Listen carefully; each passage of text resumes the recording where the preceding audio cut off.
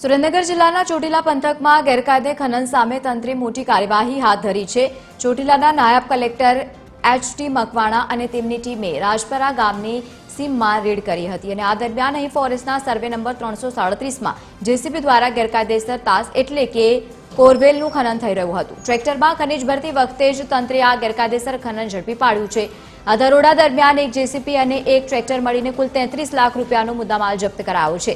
જપ્ત કરાયેલા મુદ્દામાલ ચોટીલા મામલતદાર કચેરી ખાતે ખસેડી સીઝ કરી અને વાહન માલિક વિરુદ્ધ ગુજરાત ખનન નિયમ 2017 હેઠળ કાયદેસરની કાર્યવાહી શરૂ કરાઈ।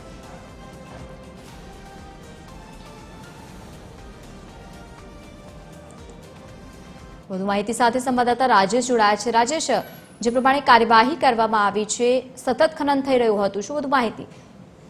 હાજી લવલીન, વાત કરવામાં આવે તો સુરેન્દ્રનગરના ચોટીલા તાલુકાની અંદર અને મોડી અને થાન તાલુકાની અંદર ગેરકાયદેસર ખનનના બનાવો બની રહ્યા છે। તેમાં નાયબ કલેક્ટર ચોટીલા એચ.ટી. મકવાણા અને તેમની ટીમ દ્વારા રાજપર ગામની સીમમાંથી ગેરકાયદેસર તાસ એટલે કે કોરવેલનું ખનન ઝડપી પાડ્યું હતું।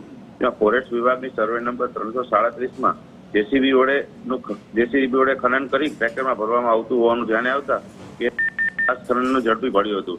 તેમાં વાહન સહિત જેસીબી અને ટ્રેક્ટર સહિત કુલ 33 લાખનો મુદ્દામાલ જપ્ત કરવામાં આવ્યો હતો। જે જપ્ત કરેલ મુદ્દામાલ છે અત્યારે ચોટીલા અને મામલતદાર કચેરી ખાતે ખસેડવામાં આવ્યો હતો। જી લવલીન, આભાર સમગ્ર માહિતી સાથે જોડાવા બદલ। તો મુદ્દામાલ કબજે કરી ઘટનાને લઈને વધુ કાર્યવાહી હાથ ધરવામાં આવી।